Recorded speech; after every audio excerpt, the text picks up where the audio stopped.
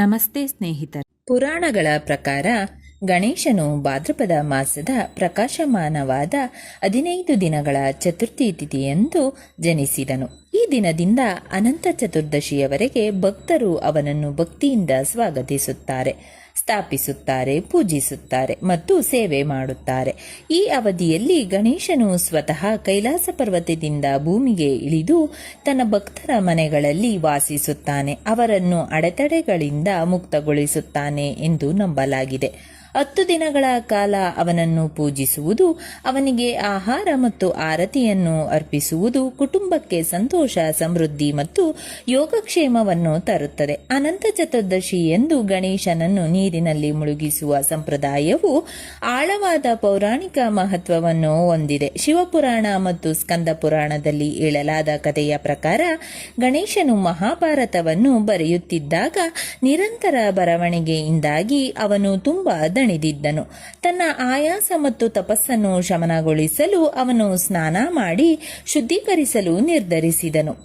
ಈ ಘಟನೆಯು ಗಣೇಶನನ್ನು ಸೇವೆ ಮಾಡಿ ಪೂಜಿಸಿದ ನಂತರ ನೀರಿನಲ್ಲಿ ಮುಳುಗಿಸುವ ಸಂಪ್ರದಾಯಕ್ಕೆ ಕಾರಣವಾಯಿತು. ಇದು ಶುದ್ಧೀಕರಣ, ಪುನರ್ಜನ್ಮ ಮತ್ತು 5 ಅಂಶಗಳೊಂದಿಗೆ ವಿಲೀನವನ್ನು ಸಂಕೇತಿಸುತ್ತದೆ.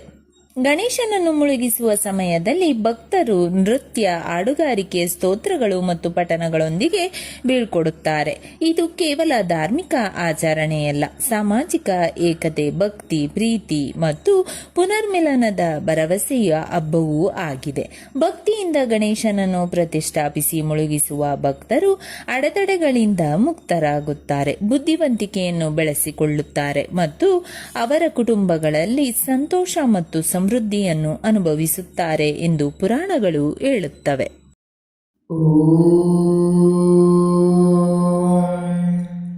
ಗಂ ಗಣಪತಯೇ ನಮಃ.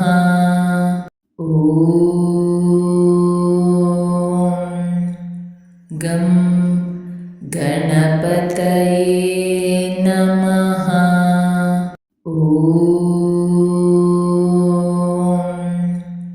ಗಂ ಗಣಪತಯೇ ನಮಃ.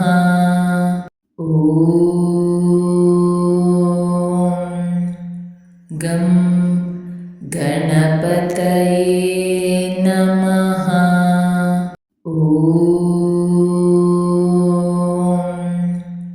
ಗಂ ಗಣಪತಯೇ ನಮಃ. ಗಂ ಗಣಪತಯೇ ನಮಃ.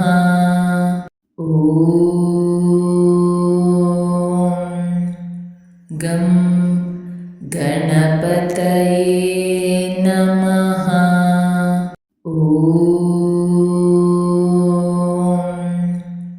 ಗಂ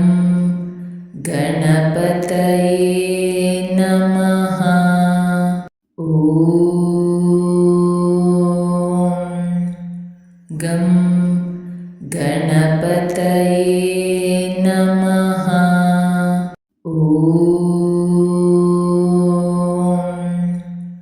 ಗಂ ಗಣಪತಯೇ ನಮಃ.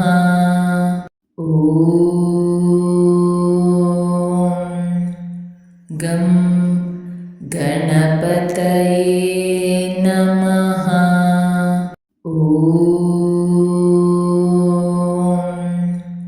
ಗಂ ಗಣಪತಯೇ ನಮಃ.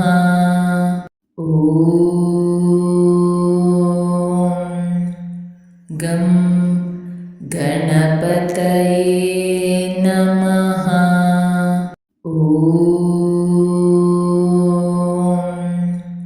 ಗಂ ಗಣಪತಯೇ ನಮಃ.